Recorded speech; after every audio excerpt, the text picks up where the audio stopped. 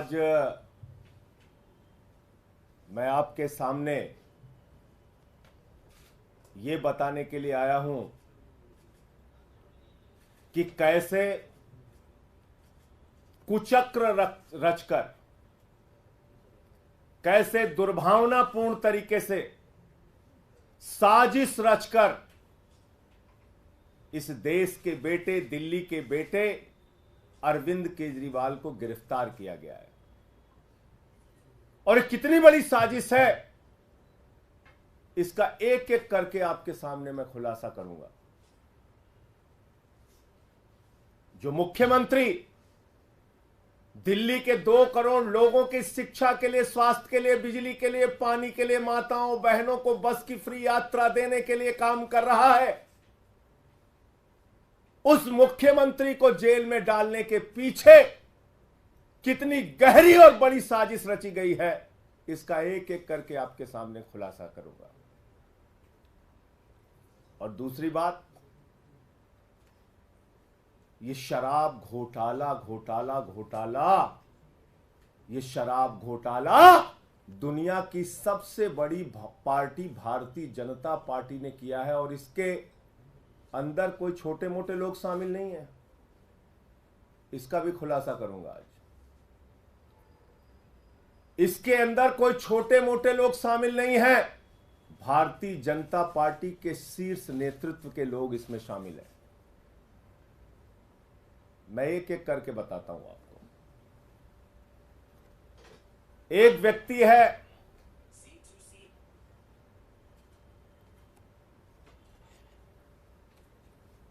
मंगुंटा रेड्डी, जिसने कुल 7 बयान दिए, कुल 3 बयान दिए। उसके बेटे राघव मंगुंटा ने 7 बयान दिए, बाप बेटे ने मिला के 10 बयान दिए। और इस 10 बयान को पीछे जब उनसे पहले पूछा गया, 16 सितंबर को पूछा गया, ईडी के द्वारा पूछा गया कि क्या आप अरविंद केजरीवाल से मिले थे, जानते हैं, तो उसने उसी बात की सच्चाई को उजागर किया। जो बात सच थी, उसने कहा हां मैं मिला था, लेकिन चैरिटेबल ट्रस्ट की जमीन के मामले में मिला था। लेकिन उसके बाद उसके बेटे को, राघव मंगुंटा को गिरफ्तार किया जाता है।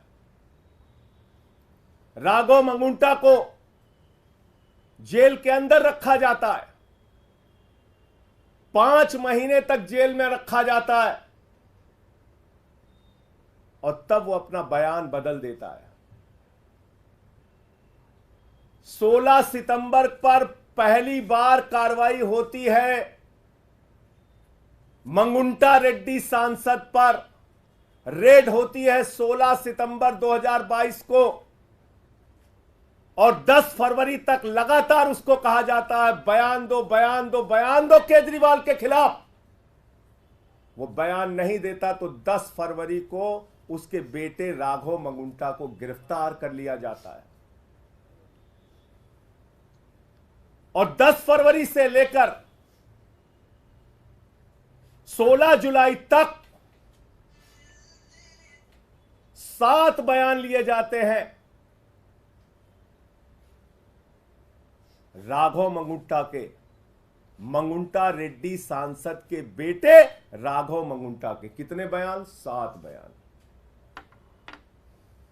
3 बयान बाप का, 7 बयान बेटे का। और उन 5 महीनों में जो 7 बयान वो देता है, उसमें भी पूछा जाता है 6 बयान में अरविंद केजरीवाल को जानते हो, अरविंद केजरीवाल ने कोई घोटाला किया है, अरविंद केजरीवाल पे कुछ बोलना है। उसने कहा नहीं नहीं नहीं, बिल्कुल नहीं। लेकिन 5 महीने की जेल के बाद वो टूट जाता है। और 7वां बयान 16 जुलाई को उसका होता है और वो बदल जाता है। वो वही साजिश का हिस्सा बन जाता है। 5 महीने के प्रताड़ना के बाद बदल जाता है और अरविंद केजरीवाल के खिलाफ बयान देता है। लेकिन हैरानी की बात सबसे ज्यादा यह है कि ये 6 बयान और बाप के 2 बयान गायब कर दिए जाते हैं। 5 महीने की जेल के दौरान दिए गए बयान, ईडी कहती है इस पर हमें भरोसा नहीं है और उसको रख लिया अनरिलाइड अपॉन डॉक्यूमेंट्स। यानी ऐसा बयान जो केजरीवाल के खिलाफ नहीं था उस पर की ईडी ने कहा हमें इस पे भरोसा नहीं है। हमारे वकीलों ने अदालत में पैरवी की, बार बार कहा हमें देखना है वो बयान जो उसने अपनी गिरफ्तारी के दौरान दिया। और जब हमारे वकीलों को कोर्ट ने आदेश दिया जाओ और देखो वो सारे बयान, उनके होश उड़ गए। आपको पता है उनके होश उड़ गए। बाप बेटे के 9 बयानों में कहीं भी अरविंद केजरीवाल का जिक्र नहीं और बाद में अरविंद केजरीवाल का नाम उससे जबरन दबाव बनाकर अरविंद केजरीवाल के खिलाफ उससे बयान दिलवाया जाता है। अब ये मंगुंटा रेड्डी और राघव मंगुंटा है कौन, जिसको ईडी ने कहा कि यह शराब का कारोबारी है, शराब का घोटालेबाज है, इसके हम छापा मारेंगे। 16 सितंबर को छापा मारा।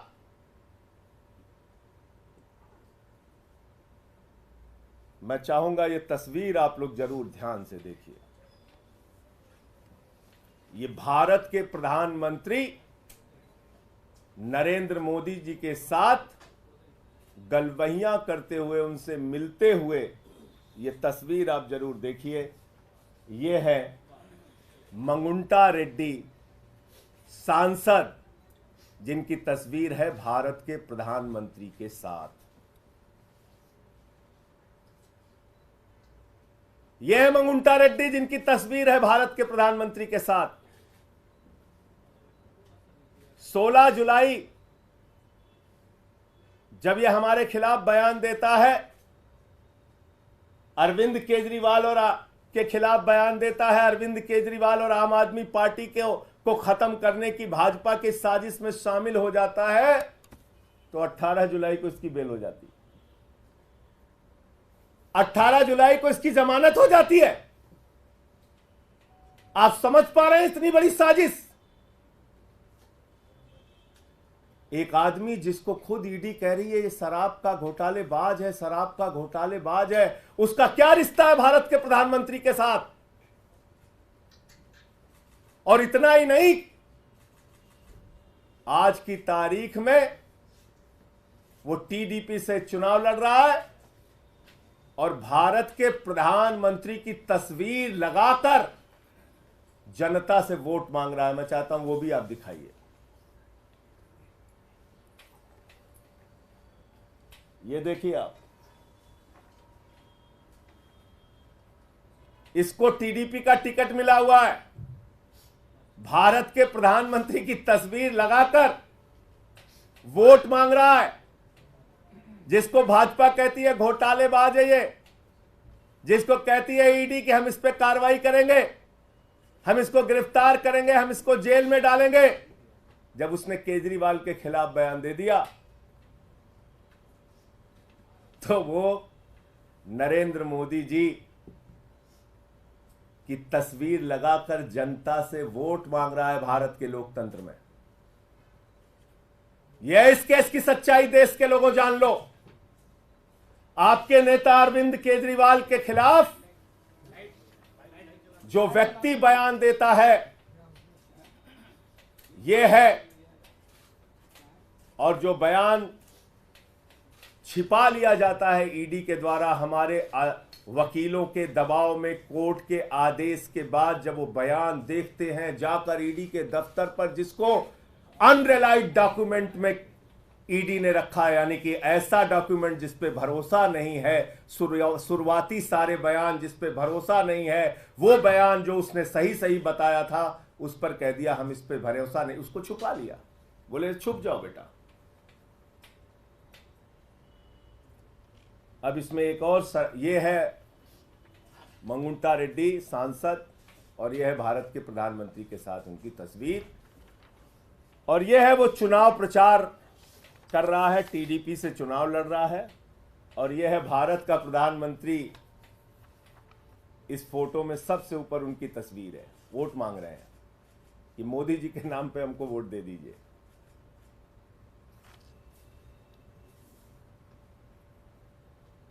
अब मैं आता हूं कि शराब घोटाला भारतीय जनता पार्टी ने कैसे किया।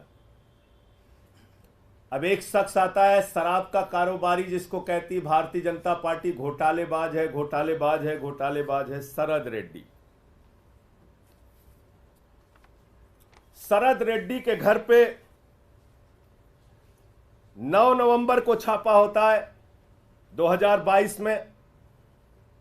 9 नवंबर 2022 को छापा होता है और 9 नवंबर 2000 छापे के बाद इससे पूछा जाता है केजरीवाल जी के बारे में। ये साफ साफ मना कर देता है, कहता है मैं अरविंद केजरीवाल को जानता ही नहीं, उनसे मिला नहीं, उनसे मेरा कोई लेना देना नहीं। और इसके कुल 12 बयान होते हैं, 12 बयान। ध्यान से सुनिएगा, इसको बहुत जरूरी है, जानना जरूरी है कि दिल्ली के मुख्यमंत्री के खिलाफ कितनी बड़ी साजिश करके उनको गिरफ्तार किया गया। 9 नवंबर से लेकर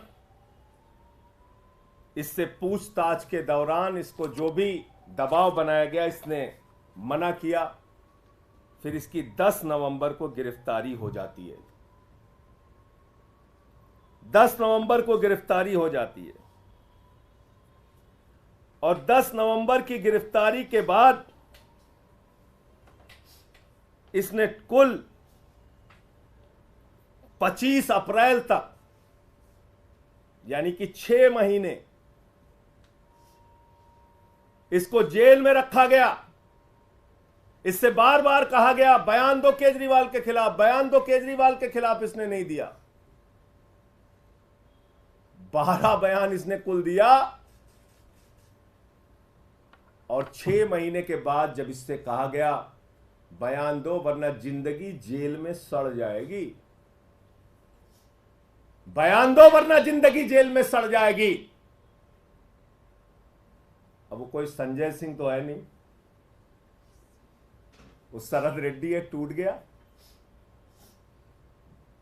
25 अप्रैल को उसने केजरीवाल के खिलाफ बयान दिया।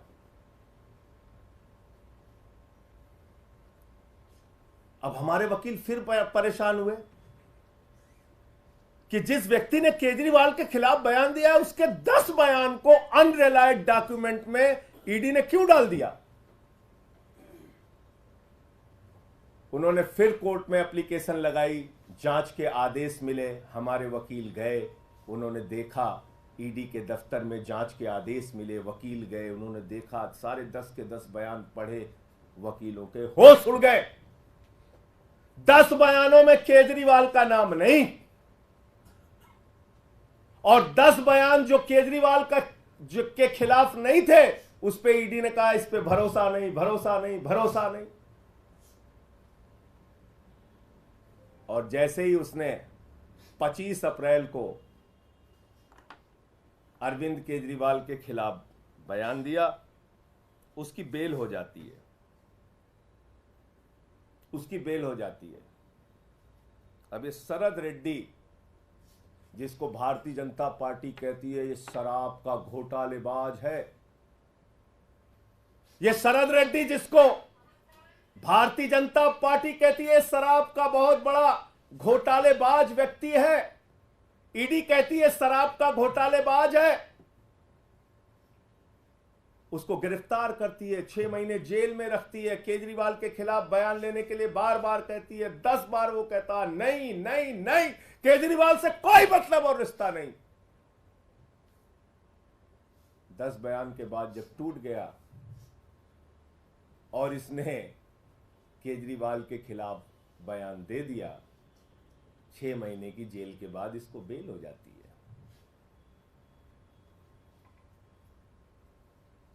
ये शरद रेड्डी कौन है? असली घोटाला शुरू हुआ ईडी के जांच के बाद। भारतीय जनता पार्टी का शराब घोटाला, और पहली पेशगी और नजराना भाजपाइयों को कब पहुंचा? 5 करोड़ रुपए का, 5 करोड़ रुपए का 15 नवंबर को पहली पेशगी और नजराना 5 करोड़ का पहुंचा, और कुल 55 करोड़ रुपए की रिश्वत, जिसको किंग पिन बताते थे, किंग पिन शरद रेड्डी, उस किंग पिन ने 55 करोड़ रुपए की रिश्वत भारतीय जनता पार्टी को दी। 55 करोड़ रुपए की मनी ट्रेल तो खुलेआम मिल गया, और वो मनी ट्रेल भी ऐसे पता नहीं चला, भारत के सर्वोच्च न्यायालय की कृपा से पता चला, जब उन्होंने कहा दिखाओ दिखाओ दिखाओ।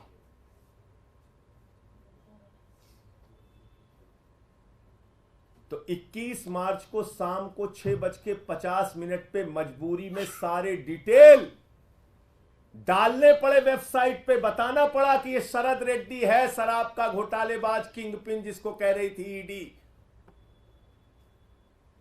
और जैसे ही 6:50 पे भारतीय जनता पार्टी के शराब घोटाले का खुलासा हो जाता है, 7:14 पर मुख्यमंत्री के दफ्तर पे, मुख्यमंत्री के घर पे छापा पड़ जाता है।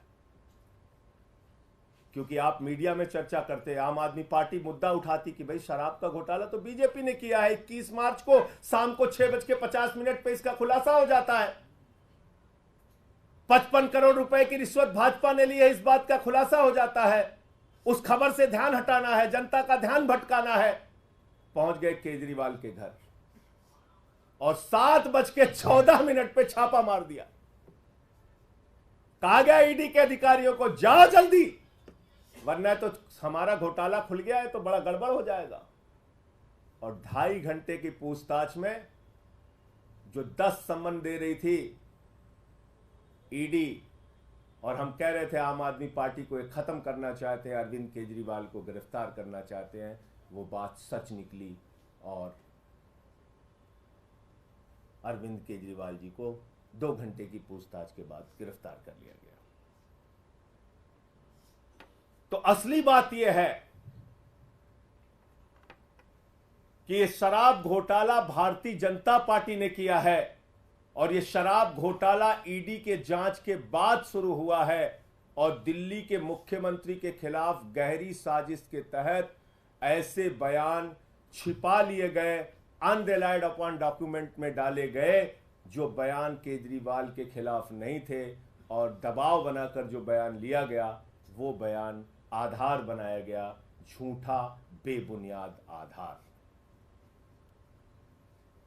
तो इसलिए साथियों और दोस्तों, मैं इस देश की जनता से कहना चाहता हूं, आपका मुख्यमंत्री, आपका नेता, दिल्ली के भाइयों से कहना चाहता हूं, 100% ईमानदारी से अपना जीवन जिया है, अपना जीवन जी रहा है।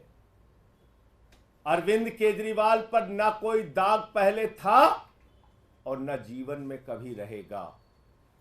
अरविंद केजरीवाल का गुनाह सिर्फ एक है कि वो दिल्ली के बच्चों को अच्छी शिक्षा के लिए काम कर रहे हैं। उनका गुनाह सिर्फ ये है कि दिल्ली की माताओं बहनों के लिए बस की फ्री यात्रा का इंतजाम कर रहे हैं, उनको 1000 रुपए की आर्थिक सहायता का इंतजाम कर रहे हैं। अरविंद केजरीवाल का गुनाह सिर्फ ये है कि वो बुजुर्गों के लिए तीर्थ यात्रा का इंतजाम कर रहे हैं, फ्री बिजली, फ्री पानी का इंतजाम कर रहे हैं।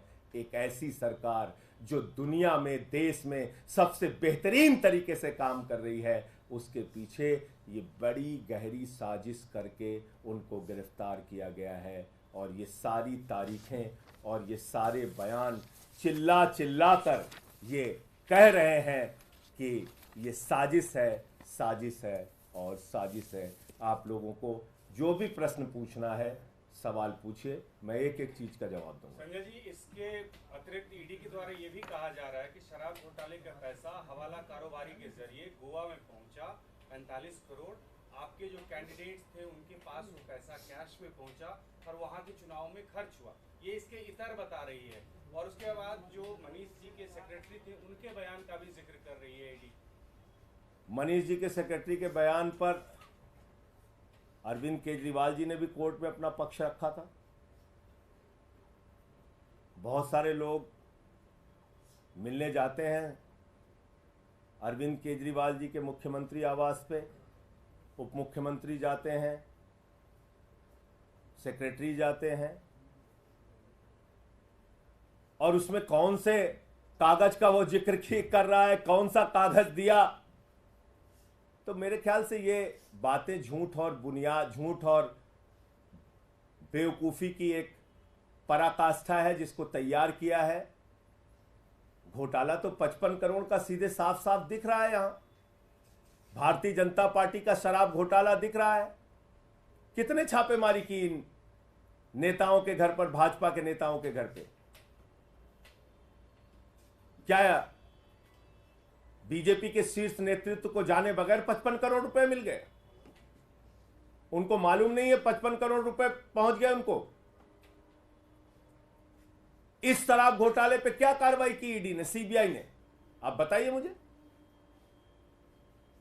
गोवा इलेक्शन।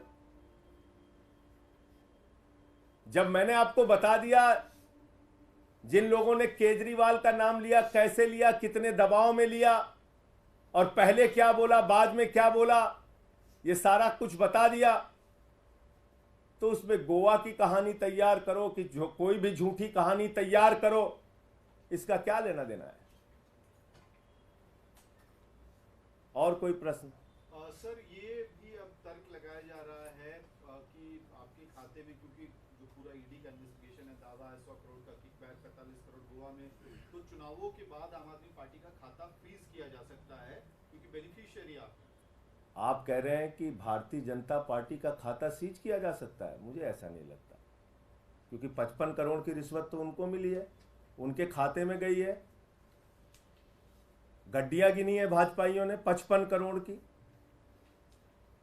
तो मैं तो कहता हूं, जो जितना बड़ा भ्रष्टाचारी वो उतना बड़ा पदाधिकारी, ये है भारतीय जनता पार्टी का नारा। जो जितना बड़ा भ्रष्टाचारी वो उतना बड़ा पदाधिकारी, ये है भारतीय जनता पार्टी का नारा। और कोई प्रश्न? अपने उन बयानों का जिक्र किया जिनको ईडी ने कंसीडर नहीं किया, तो क्या इस मामले को लेकर आप लोग कोर्ट जाएंगे कि कोर्ट उस केस कोर्ट में आ गए ना? ओहो, आप लोग अपील कर, आप सुन नहीं रहे फिर मेरी बात। ईडी ने अपने बयानों की एक चार्जशीट बनाई और उन्होंने दिखाया, ध्यान से सुनिए, फिर से सुनिए, नहीं तो आप लोग गड़बड़ कर जाएंगे।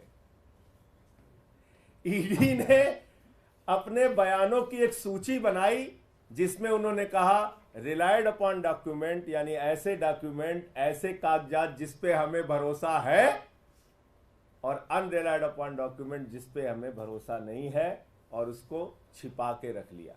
ऐसे अगर हिंदी की भाषा में, सरल भाषा में समझे, ऐसे बयान जिस पर ईडी ने, भाजपा ने, भाजपाइयों की साजिश ने, उनके षड्यंत्र ने भरोसा किया, और ऐसे बयान जिस पर उन्होंने भरोसा नहीं किया। और उसका खुलासा कैसे हुआ? उसको छिपा लिया। उसका खुलासा कैसे हुआ? जब हमारे वकील लोग अदालत में गए, उन्होंने कहा भाई हम देखना चाहते हैं कि जिन बयानों पर इन्होंने भरोसा नहीं किया, शरद रेड्डी के, राघव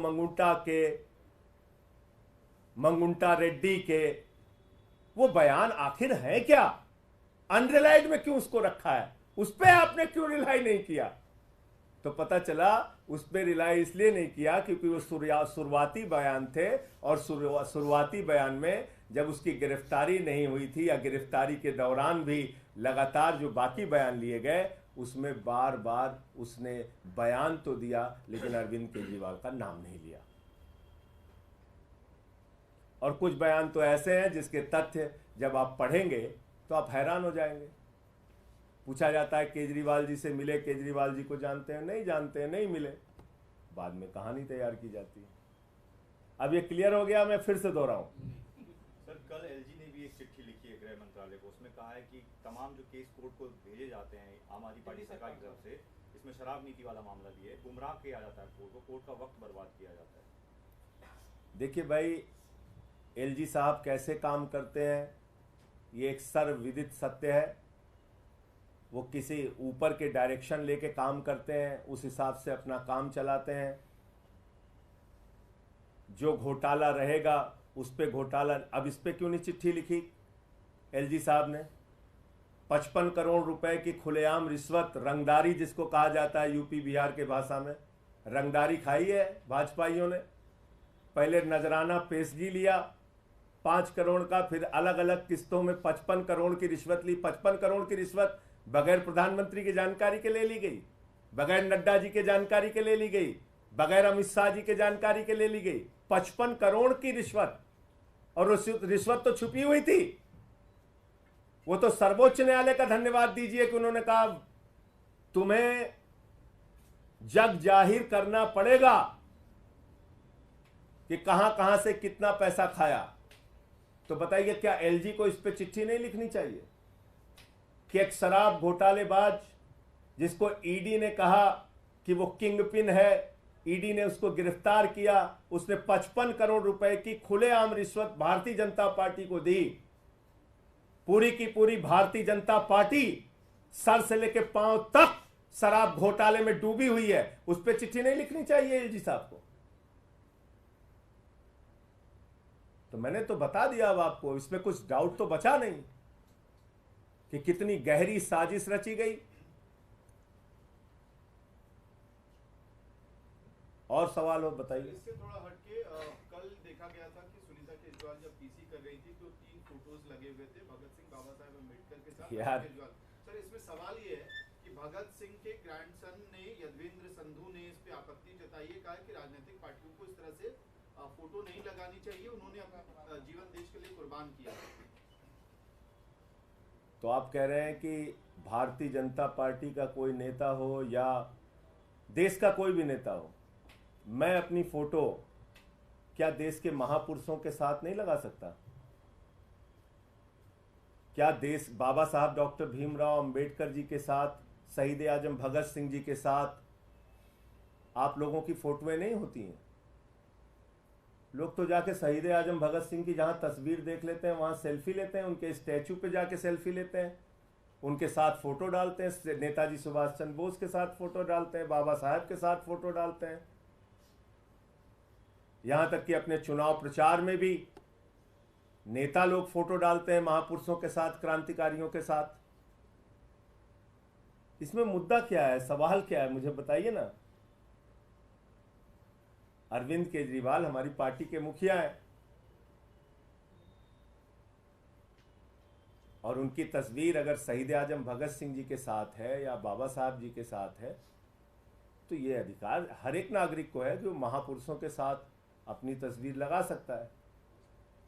इसका मतलब ये नहीं हुआ कि हम उनके पदचिन्हों पर चलने का प्रयास कर रहे हैं। इसका मतलब ये थोड़ी है कि हम अपने आप को दावा कर रहे हैं, अपने आप से हम अपने आप को बहुत बड़ा समझ रहे हैं। नहीं, हम उनके वो हमारे लिए अनुकरणीय है, प्रार्थनीय है। हम उनके पदचिन्हों पे चलने का प्रयास कर रहे हैं।